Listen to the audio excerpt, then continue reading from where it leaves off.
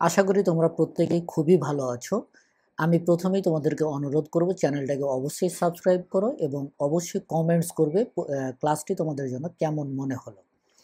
এবং কোনো কিছু যদি বুঝতে না পারো সেই জিনিসটা লিখে অবশ্যই কমেন্টস করবে, আর সাবস্ক্রাইব করতে কিন্তু ভুলবে না। সাথে একটা লাইকও তোমরা অবশ্যই দেবে। তো আজকে আমরা শুরু করব গত ক্লাসে। আজকে দ্বিতীয় ক্লাসে তোমাদেরকে স্বাগত জানাচ্ছি।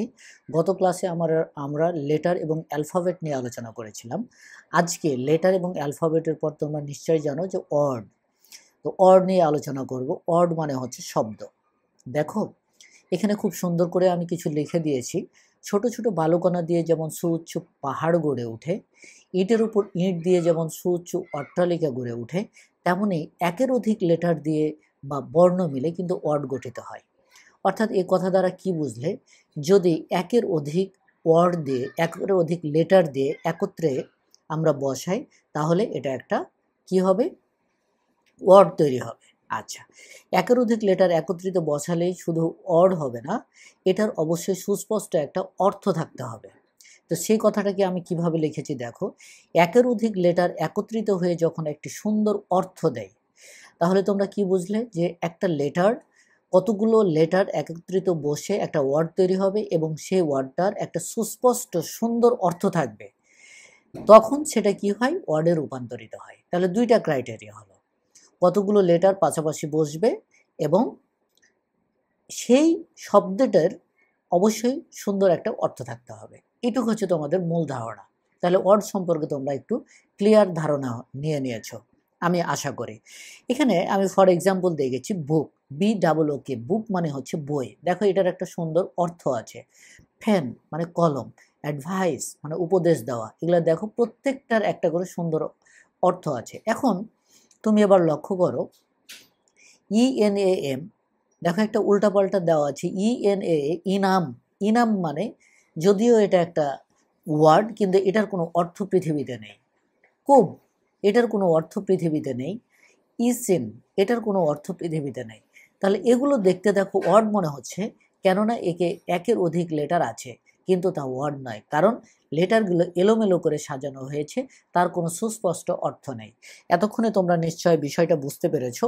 আমি আবারও বলছি যে ওয়ার্ড তখনই হবে কতগুলো লেটার পাশাপাশি বসবে এবং সেটার অবশ্যই সুস্পষ্ট এবং সুন্দর একটা অর্থ থাকতে হবে।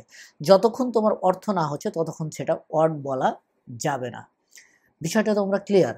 আচ্ছা, সুন্দর করে লেটারগুলোকে যদি সাজাও তাহলে কি হবে তোমরা এখানে দেখো, নেম, কুবটা হবে বুক, ইসিনটা হবে নাইস। দেখো নেমের একটা অর্থ আছে, বুকের একটা অর্থ আছে, নাইসেরও একটা অর্থ আছে। তাহলে এখান পর্যন্ত আবারও আমি একটু তোমাদেরকে সুন্দর করে বলে দিই, কতগুলো লেটার পাশাপাশি বসে ওয়ার্ড তৈরি হবে এবং সেই ওয়ার্ডটার অবশ্যই অর্থ থাকতে হবে। তাহলে দুইটা বৈশিষ্ট্য, ওয়ার্ডের দুইটা বৈশিষ্ট্য যদি পূরণ হয় তাহলে ওয়ার্ড হয়ে যাবে। আশা করি তোমরা বুঝতে পেরেছো। যদি বুঝতে না পারো বা কোনো ঘাটতি থাকে অবশ্যই কমেন্টসে জানাও, আমি সেটার অ্যান্সার তোমাদেরকে অবশ্যই আমি দেব। আর হ্যাঁ, চ্যানেলটাকে সাবস্ক্রাইব করতে কিন্তু ভুলবে না বন্ধুরা। ওকে, ইম্পর্টেন্ট নোট এখন দেখো, ট্রেডিশনাল ইংলিশে ওয়ার্ড শব্দটিকে ভাষার মৌলিক একক হিসাবে ব্যবহার করা হয় বা বিবেচনা করা হয়। কি হিসাবে? ওয়ার্ড শব্দটিকে ভাষার মৌলিক একক হিসাবে বিবেচনা করা হয়। ইংলিশের সবচেয়ে ছোট ওয়ার্ড হচ্ছে আই। আই মানে কি? আমি, এবং এ হচ্ছে একটি। যখন কোনো সেন্টেন্সে আই এর মানে যদি আমি হয়, তাহলে সেটা অবশ্যই একটা ওয়ার্ড। তাহলে পৃথিবীতে সবচাইতে ছোট ওয়ার্ড হচ্ছে আই, এবং এ মানে একটি, এটার একটা অর্থ আছে, দ্যাটস ওয়াই ইহাও একটি ওয়ার্ড। আচ্ছা, তাহলে তো আমরা এখানে একটা সবচাইতে ছোট ওয়ার্ড পেয়ে গেলাম, তাই না? আই এবং এ। তোমরা আরেকটা জিনিস মনে রেখো, আইটা সেন্টেন্সের যে কোনো জায়গায়, সব জায়গায় যদি আয়ের অর্থ যদি আমি হই, তাহলে এটা অবশ্যই ক্যাপিটাল লেটার হবে। এটা অবশ্যই মনে রাখবে, ঠিক আছে?